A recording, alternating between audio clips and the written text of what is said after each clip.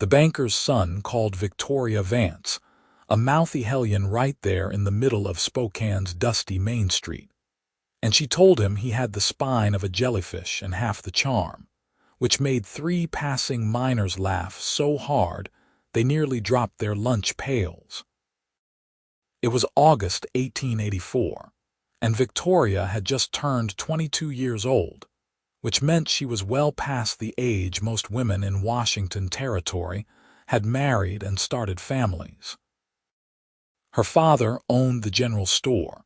Her mother had died giving birth to her younger brother 10 years back, and Victoria had been running the household and helping with the business ever since.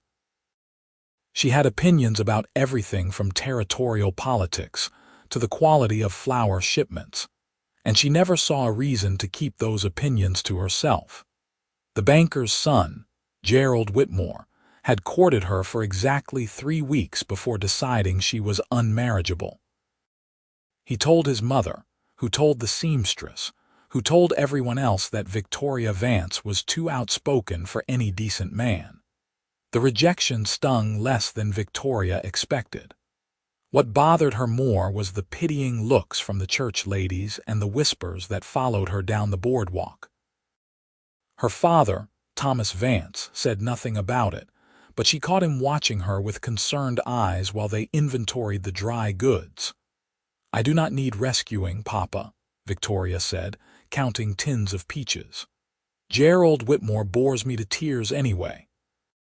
"I never said you did," Thomas replied mildly, "but I would like grandchildren someday. Then pin your hopes on Samuel. He is only 12, but he will probably have better luck than me."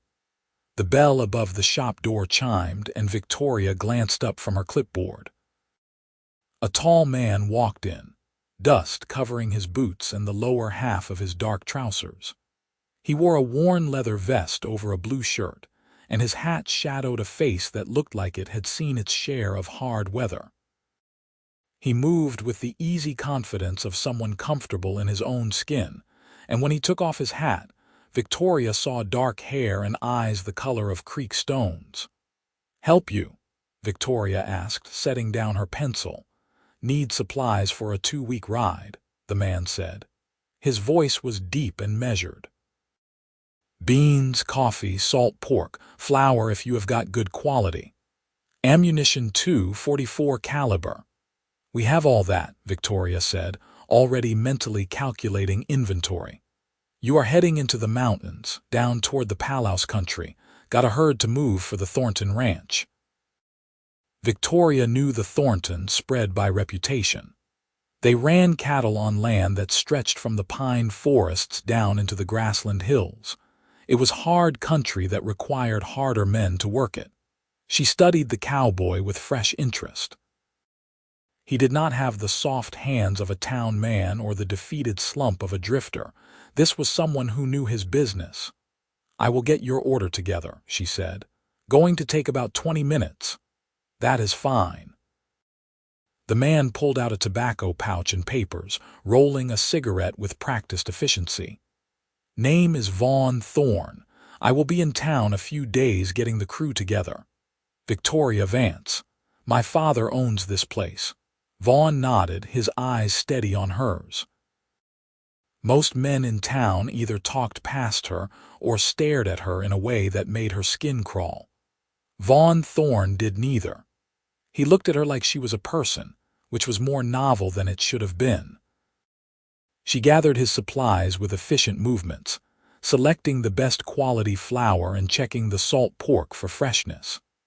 Behind her, she heard her father emerge from the back room and strike up a conversation with Vaughn about trail conditions and weather patterns. Victoria listened while she worked, learning that Vaughn had worked cattle drives from Texas up through Montana, that he knew how to handle men and animals in equal measure, and that he had a dry sense of humor that made her father actually laugh, which was rare these days. "Your daughter runs a tight ship," Vaughn said at one point. "Everything organized proper." "She keeps this place running better than I do," Thomas admitted. "Got a head for numbers and no patience for nonsense," Those are valuable traits."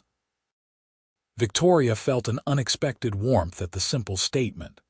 Valuable traits, not unfeminine qualities or unfortunate characteristics, but valuable traits.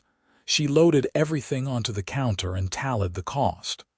Vaughn paid in cash, counting out the bills with care. His hands were scarred and calloused, the hands of someone who worked for a living.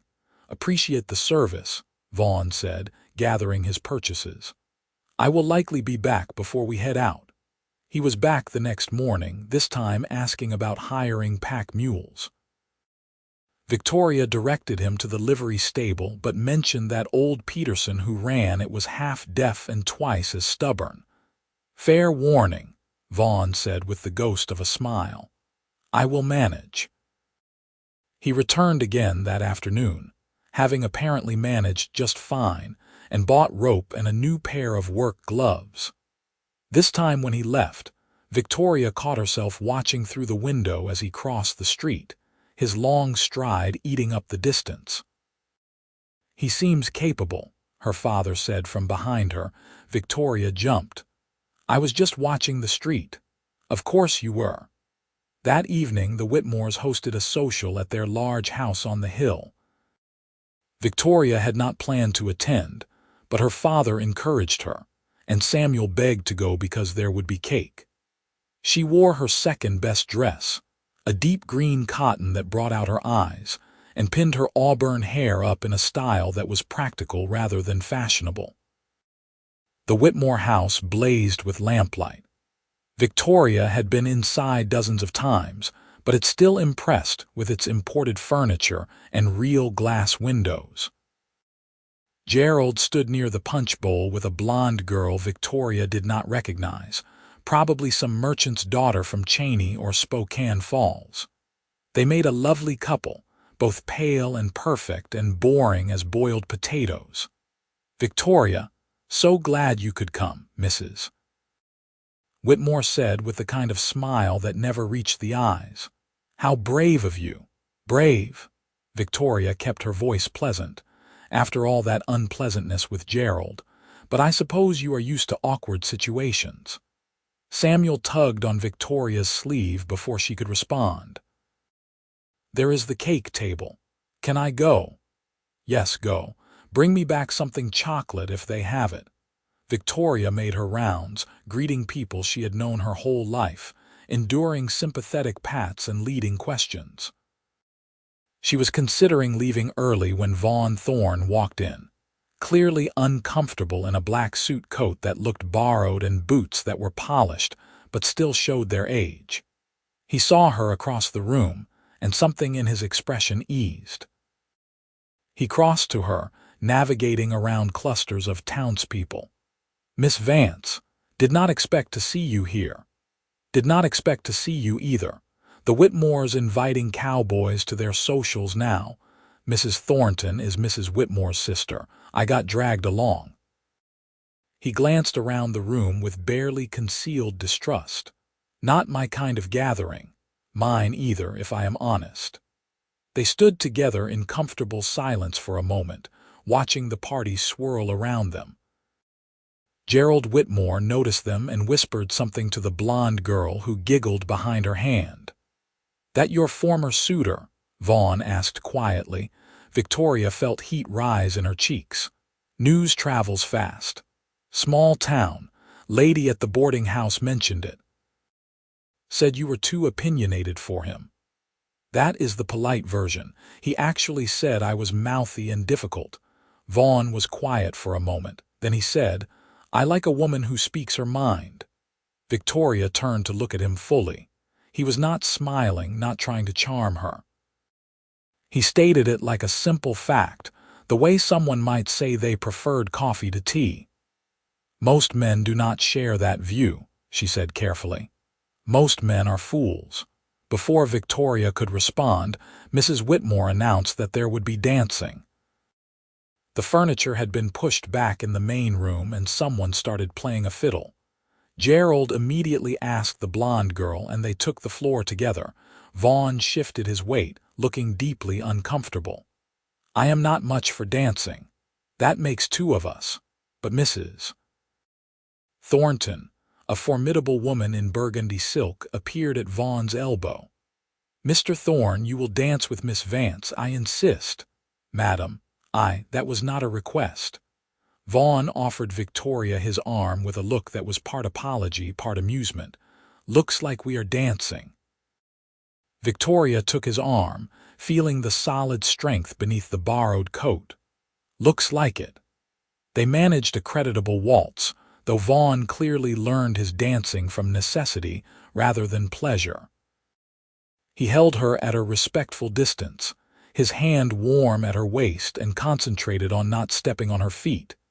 You are doing fine, Victoria murmured. You are a generous liar. She laughed, surprising herself. When was the last time she had genuinely laughed at a social gathering? They turned past Gerald and his partner, and Victoria heard Gerald mutter something about desperate women and rough cowboys. Vaughn's jaw tightened, but he kept his eyes on Victoria. Want me to say something? He asked quietly. No, he is not worth it. Agreed. When the dance ended, they stepped outside onto the wide porch where the air was cooler and the stars were beginning to show. Victoria breathed deeply, grateful to be away from the stuffy room and the watching eyes. Thank you for the dance, she said. Thank you for not mentioning how many times I nearly trampled your feet. Vaughn leaned against the porch railing, looking out at the darkening town. I meant what I said earlier, about speaking your mind. Why?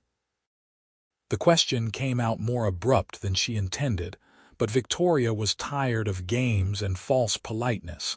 Vaughn considered before answering. I have worked with a lot of men in my time. The good ones, the ones you can trust in a tight spot, they say what they mean. They do not dance around the truth or tell you what you want to hear. I figure the same applies to women. Maybe more so, since most women get trained to stay quiet even when they should not. Victoria felt something shift in her chest, like a door opening onto a view she had not known existed. That is a remarkable perspective for a cowboy. I have known some remarkable women. My mother ran a boarding house in San Antonio after my father died, raised 4 boys on her own, took no nonsense from anyone. She taught me that strength comes in different forms, and smart is smart whether you are wearing trousers or a dress. I would have liked to meet her. She would have liked you. Vaughn said it simply, and Victoria believed him. They talked until Samuel found her, chocolate cake smeared on his face, and announced he was ready to leave. Vaughn walked them back to the store, carrying Samuel on his shoulders when the boy got tired. At the door, he set Samuel down gently and tipped his hat to Victoria. I will see you tomorrow, I expect. Still need a few more supplies. I will be there. He was there the next morning and the morning after that, always needing something else. Trail coffee, he said, or better quality rope, or advice on where to find good pack horses. Victoria knew he was making excuses, and she did not mind at all. They fell into conversation as easily as breathing, talking about everything from territorial politics to the best way to break in new boots. Vaughn listened when she spoke, asked questions, and disagreed with her when he thought she was wrong, but always with respect, always wanting to understand her reasoning. On the 4th day, he came in just before closing time and found her sweeping the floor while her father counted the day's receipts in the back room. Got a question for you, Vaughn said, taking off his hat. What do you need? Not supplies this time. He paused, choosing his words. We are moving out day after tomorrow, taking the herd down to the Palouse country, and then I will be helping move them across to market in Walla Walla. Whole trip will take about 6 weeks. Victoria kept sweeping, trying to ignore the sinking feeling in her stomach. That is a long drive. It is. Vaughn turned his hat in his hands. Thing is, I would like to write you if that would be acceptable. She stopped sweeping. Write me, Letters. I know it is old-fashioned, but I will be gone a while and I would like to stay in touch if you are interested. Victoria leaned the broom against the counter, her heart doing strange things in her chest. I would like that. Good. Vaughn's expression eased. Good, I will write when I can. He left, and Victoria stood there holding the broom like a talisman, feeling the solid floorboards beneath her feet and wondering how her life had shifted so completely in less than a week. Her father emerged from the back room. That cowboy is gone again. He is leaving day after tomorrow. Cattle Drive. Thomas studied his daughter's face. You like him? I barely know him. That was not what I asked. Victoria picked up the broom again. Yes, Papa, I like him. Good. He is a better man than Gerald Whitmore could ever hope to be. Vaughn left on a Thursday morning, riding out with a crew of 5 other cowboys and a trail boss who looked like he had been carved from old leather and bad weather. Victoria watched from the store window, telling herself she was being ridiculous, that she barely knew this man, that it was foolish to feel this hollow ache at his departure. He returned after dark, alone, leading his horse up to the store's side entrance. Victoria was upstairs in the living quarters when she heard the gentle knock. She came down in her wrapper, lamp in hand, and found him standing in the shadows. Forgot something? She asked, opening the door. No. Vaughn stayed on the step, keeping a proper distance. Wanted to say goodbye properly, without your father or half the town watching. Victoria set the lamp on a nearby shelf. Then say it. Victoria Vance, you are the most interesting person I have met in a decade of drifting around this territory. You are smart and capable, and you do not apologize for it. I aim to come back in 6 weeks and court you proper, if you will let me. That is a long speech for a cowboy.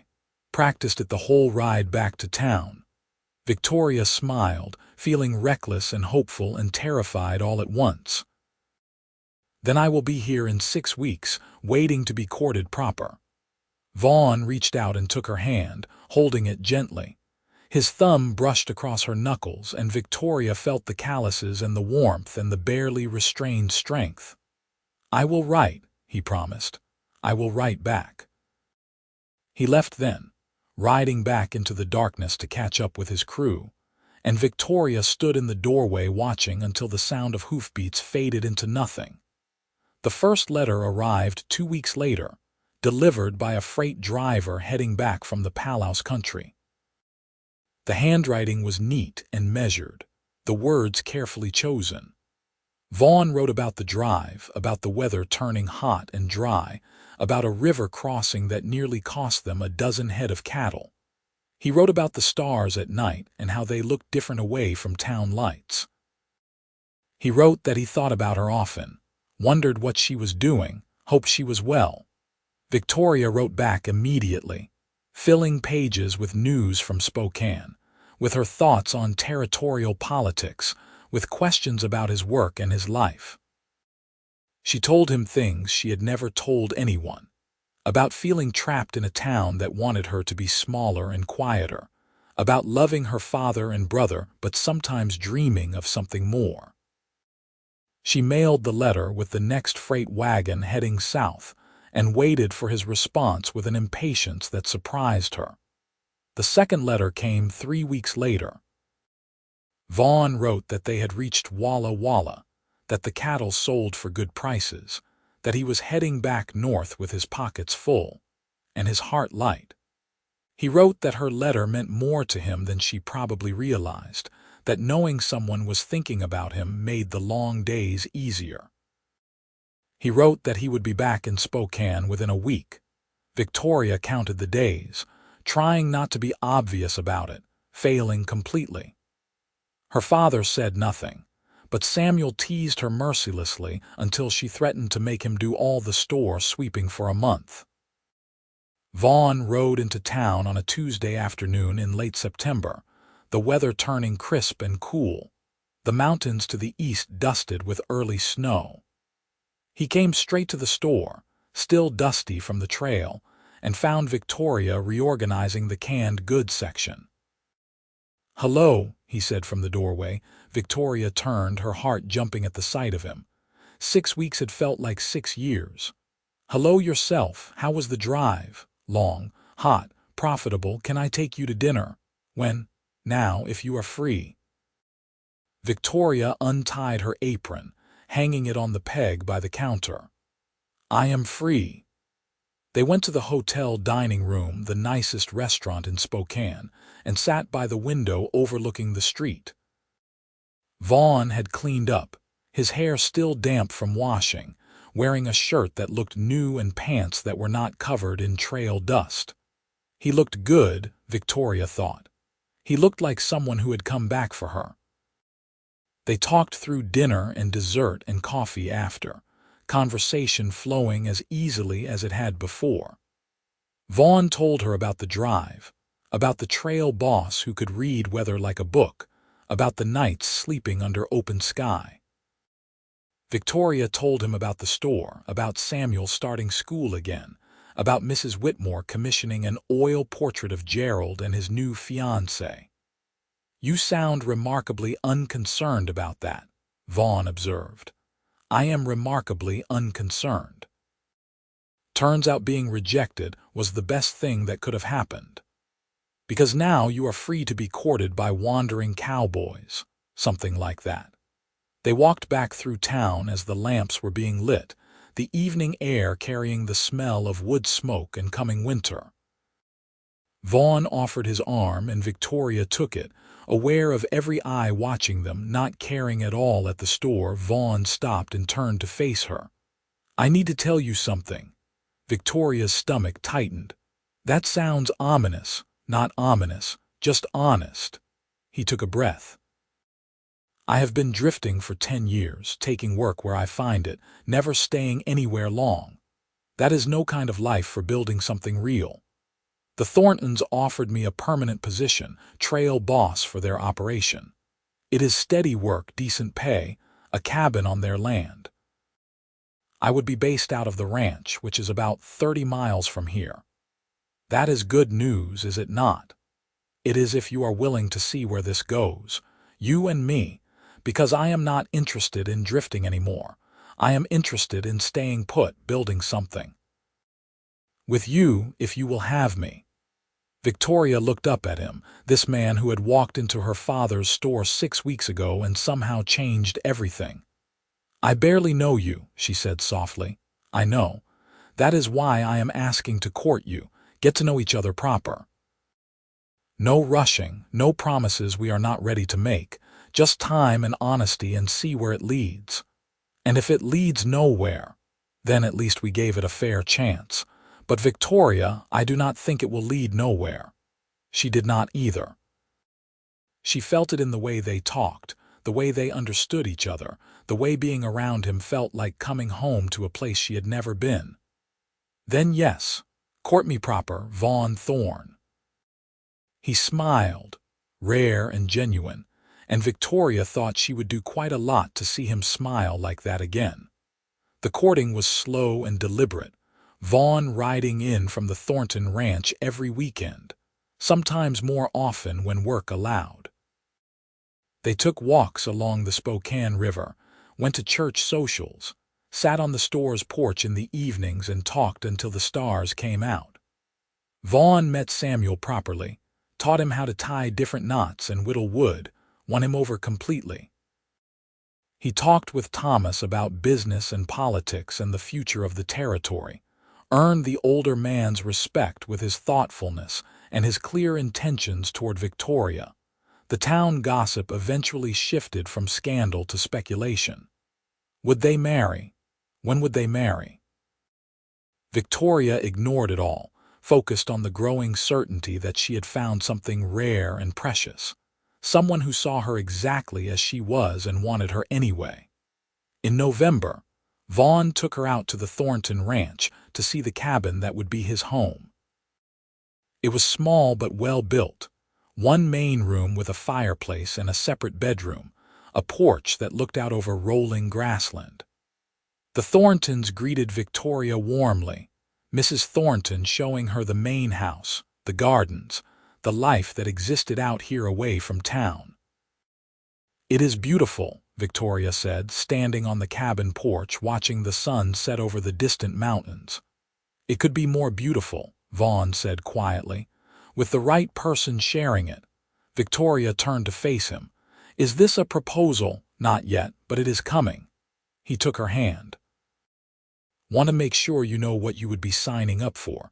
Ranch life is hard work, isolated sometimes, different from town living. I know, and I do not mind hard work, never have." "I know you do not. That is one of the 1,000 things I love about you." Victoria's breath caught. "Love." "Yes." Vaughn said it firmly, no hesitation. "I love you, Victoria Vance. Love your sharp mind and your brave heart and the way you face the world head-on. I love that you speak your mind and stand your ground. I love who you are exactly as you are." Tears pricked Victoria's eyes. "I love you too. Have for weeks now, maybe longer." He kissed her then, gentle and sure, and Victoria kissed him back, tasting promise and possibility and the future taking shape between them. The proposal came in December, during the first real snowfall of the season. Vaughn came into town on a Sunday morning, asked Thomas formally for permission to marry his daughter, received an enthusiastic yes. Then he found Victoria in the store's back room, checking inventory. "Need to ask you something," he said. Victoria looked up from her clipboard, saw him standing there with snow melting on his shoulders and something bright and nervous in his eyes. "What is it?" "Marry me. Be my wife. Share that cabin with me. Build a life together. I promise I will work hard and treat you right and never once ask you to be anything other than exactly who you are." Victoria set down the clipboard carefully. "That is quite an offer." "Is it enough?" "It is everything." She crossed to him, took his hands. "Yes, Vaughn Thorne, I will marry you." They married in late January 1885, in the church at the top of Spokane's hill, with half the town in attendance and the other half gossiping about it afterward. Victoria wore her mother's wedding dress, altered to fit, and carried winter jasmine that Mrs. Thornton grew in her greenhouse. Samuel stood as a witness, looking proud and trying not to cry.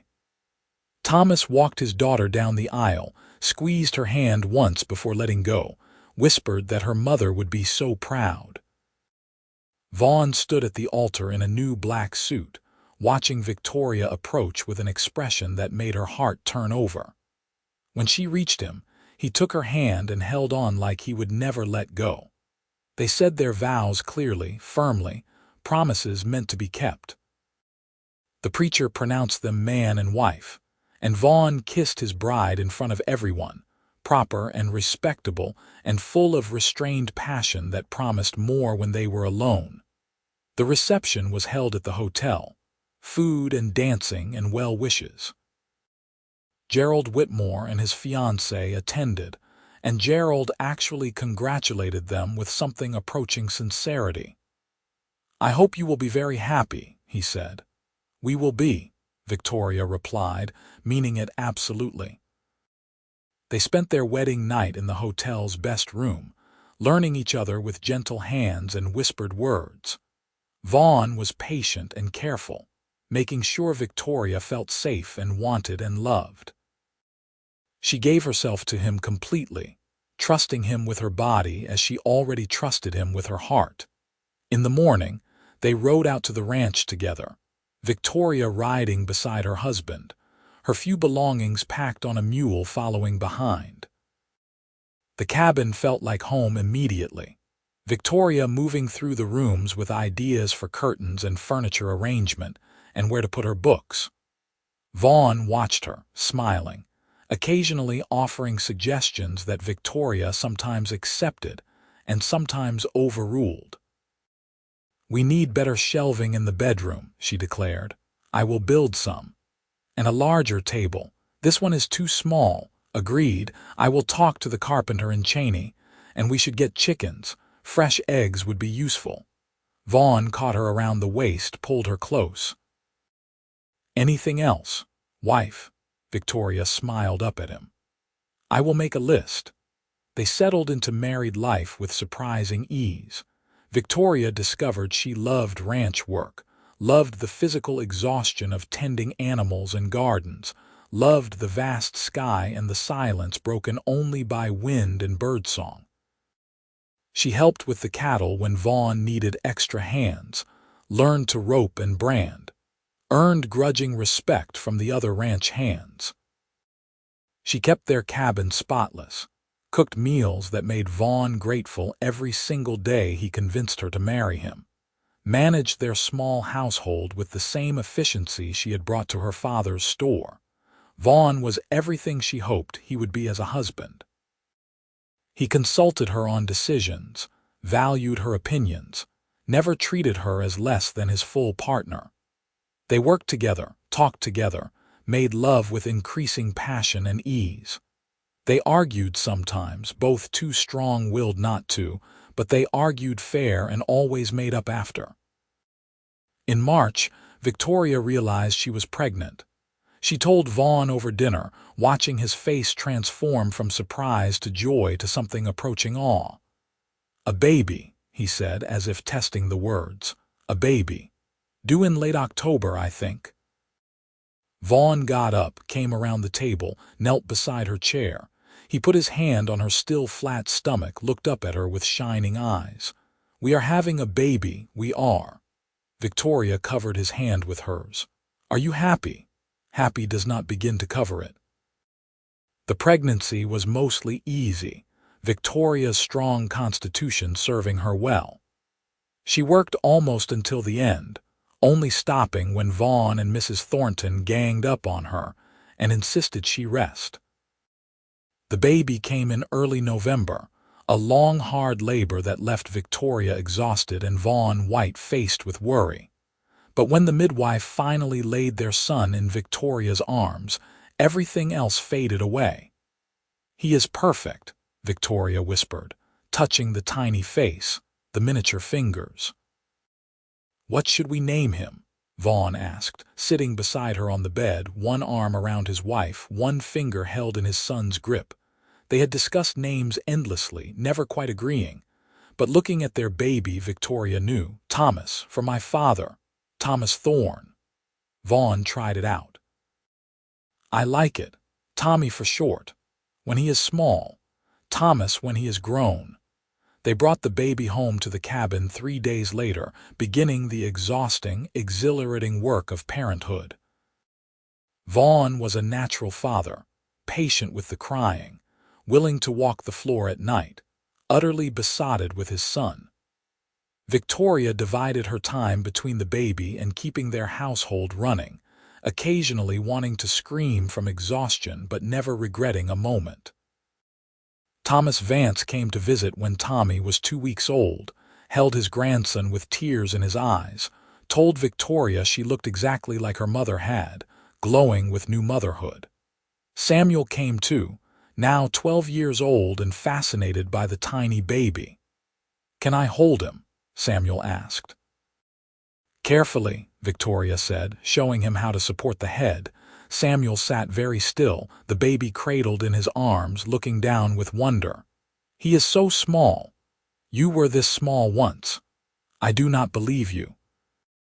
Life settled into a new rhythm, shaped around the baby's needs and the ranch's demands.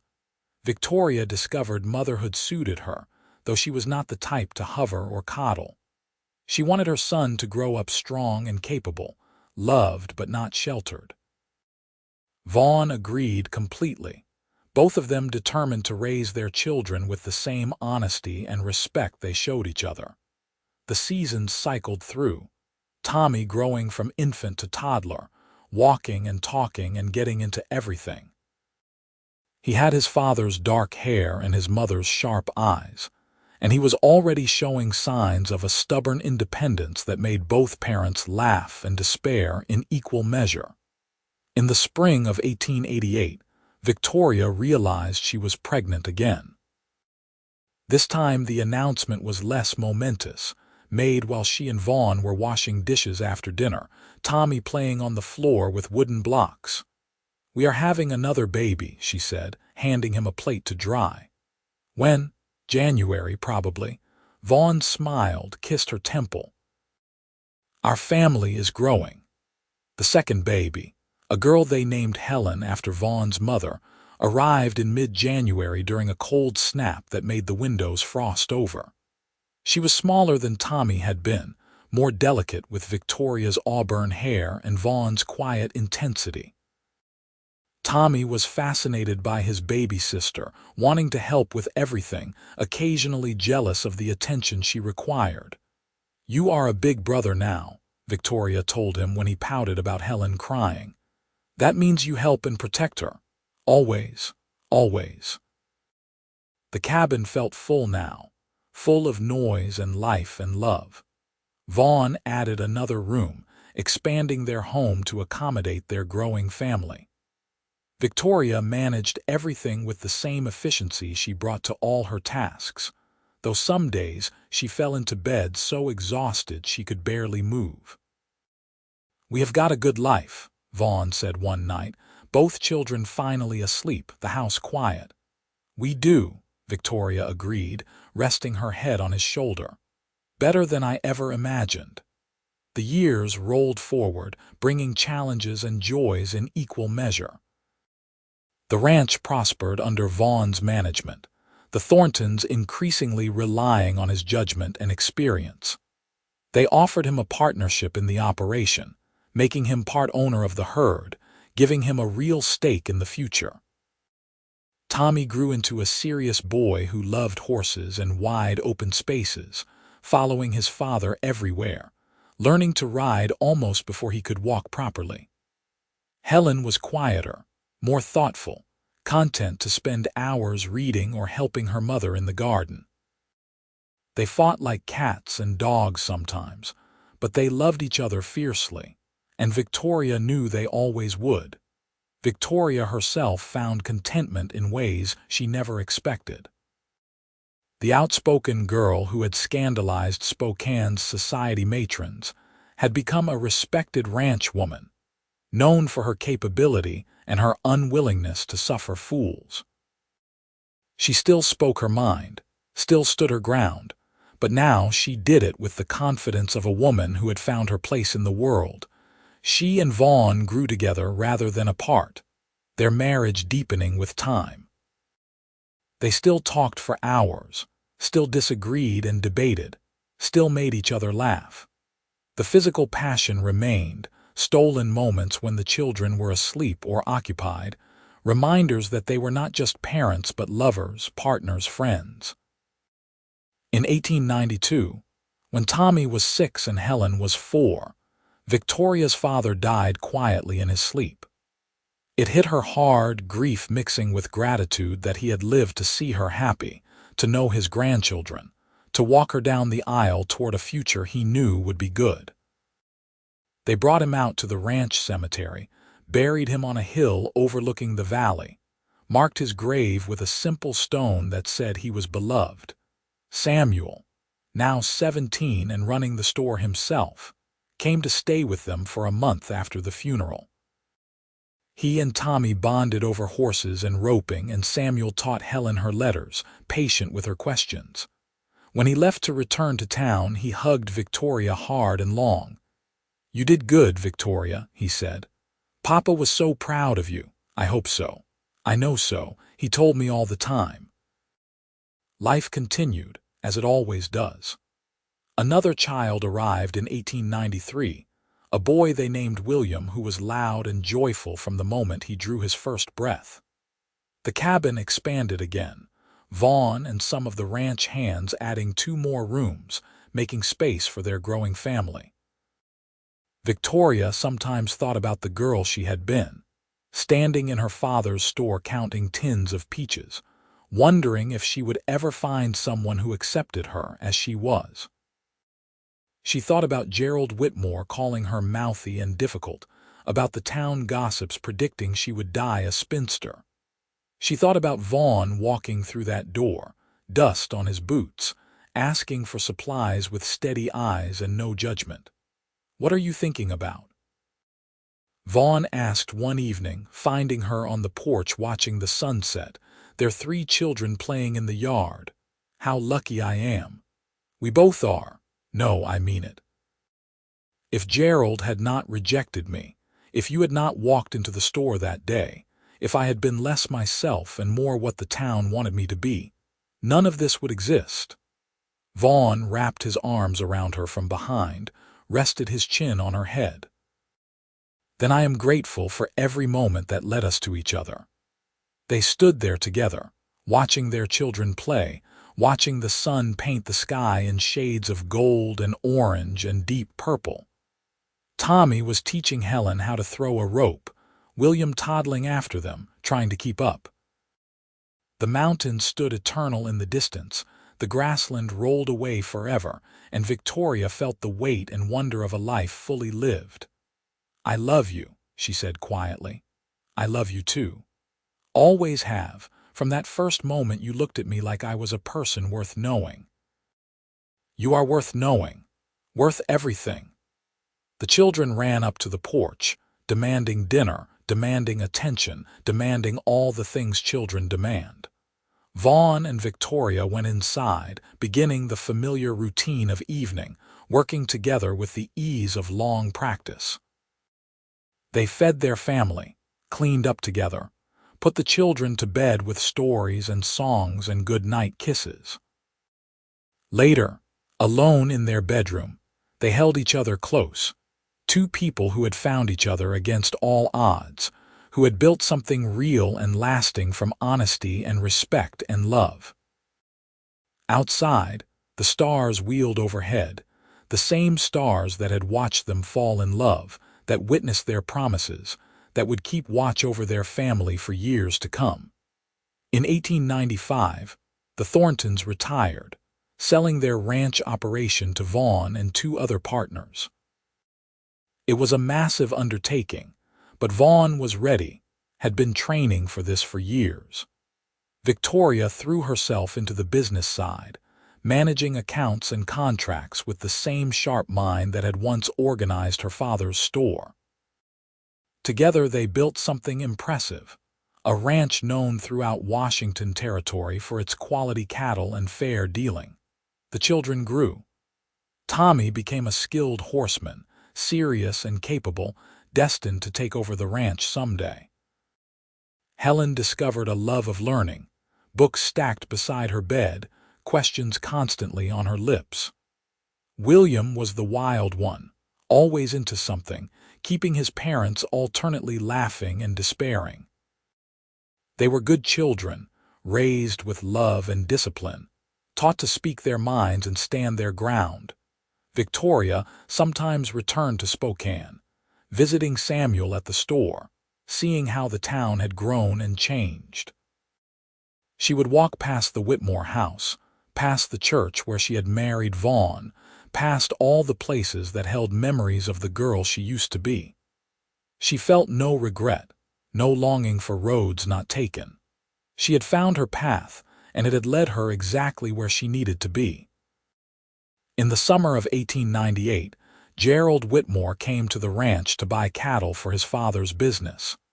Victoria greeted him pleasantly, introduced him to Vaughn, watched him do business with her husband.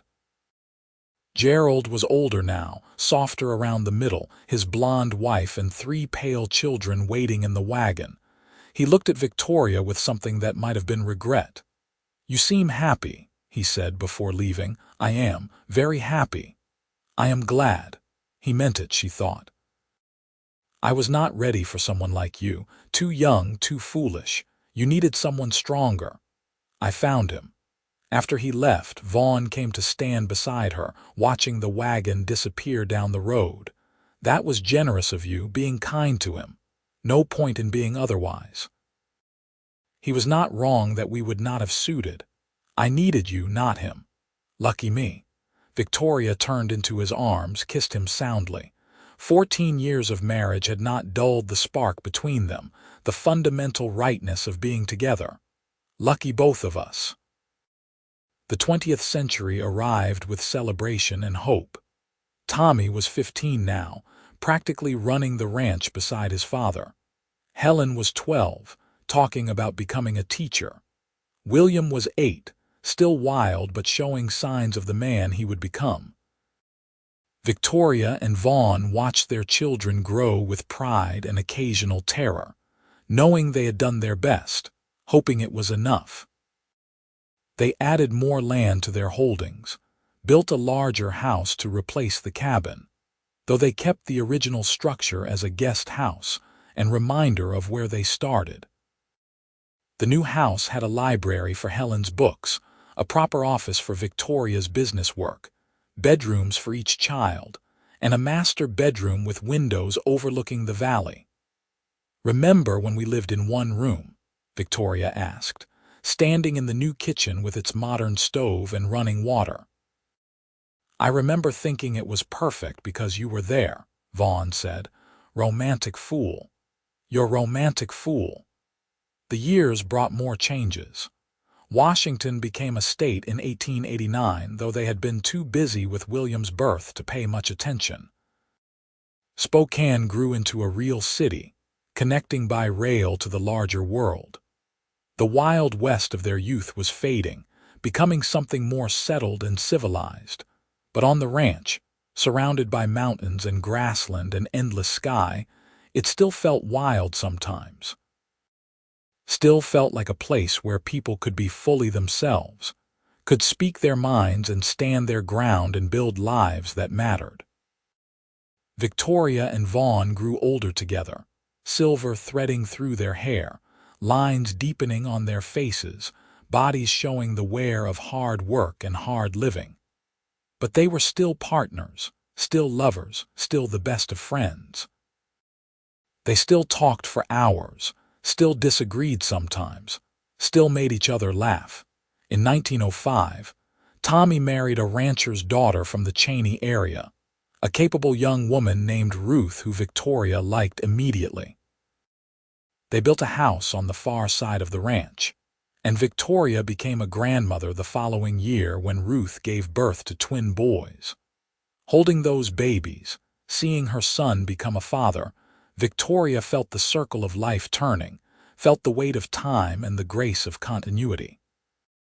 Helen went to the new teachers' college in Cheney, came back with a degree and a position at the Spokane school. She married a doctor in 1908, a kind man who loved her fierce intelligence and supported her work. They settled in Spokane, close to Samuel, who had married and had children of his own. William was the wanderer, taking after his father's younger self. He left at 18 to see the world, sending letters from California and Colorado and places farther afield. Victoria worried but understood. Some people needed to drift before they could settle. She prayed he would find his way home eventually. The ranch prospered under Vaughn's leadership and Victoria's management. They employed dozens of hands, ran thousands of head of cattle, became respected voices in the ranching community. But the core of it all remained the same. Honest work, fair dealing, and the partnership between two people who had found each other when they both needed it most. In 1910, Victoria turned 48 years old. Vaughn surprised her with a party, family and friends traveling from all over to celebrate. She stood on the porch of their large house, looking out at the gathering, seeing the life they had built spreading out in all directions. Children and grandchildren, friends and employees, a community that spanned from the ranch to Spokane and beyond. "What are you thinking?" Vaughn asked, appearing beside her with 2 glasses of punch. "That I am exactly where I am supposed to be. No regrets, not a single one." They clinked glasses, drank together, watched their family celebrate. Tommy and Ruth were there with the twins and a new baby girl. Helen and her husband had brought their 2 children. Samuel and his wife had made the trip from Spokane with their 4 rambunctious kids. Even William had come home, tanned and lean from a year working ranches in Montana, talking about maybe settling down, maybe finding land of his own nearby. As the sun set and lanterns were lit, as the party continued into the night, Victoria thought about the journey that had brought her here. The rejection that had felt like the end of the world but had actually been the beginning. The cowboy who had walked into her father's store and seen her exactly as she was and said it was enough, more than enough, everything. "Thank you," she said to Vaughn, taking his hand. "For what? For liking that I speak my mind. For never asking me to be smaller or quieter or less than what I am. For building this life with me." Vaughn raised her hand to his lips, kissed it gently. "Thank you for being brave enough to be yourself, for choosing me, for every single day of the last 25 years. They stood together as the stars came out, as the party swirled around them, as their children and grandchildren filled the night with laughter and life. Two people who had found each other in the Wild West, who had built something lasting from love and honesty and mutual respect. Two people who had proven that speaking your mind was not a flaw to be corrected, but a strength to be celebrated. The years continued forward, bringing more grandchildren, more changes, the slow, inevitable march of time. But Victoria and Vaughn faced it all together, partners to the very end, proof that the right person will love you not despite who you are, but because of it. And on summer evenings, when the work was done and the house was full of family, they would sit on the porch and watch the sunset paint the sky, holding hands like newlyweds, grateful for every moment that had led them to each other, grateful for a love that had only deepened with time. The Wild West might have been fading into history, but what they had built together would endure, passed down through generations, a legacy of courage and partnership, and love freely given and fully returned.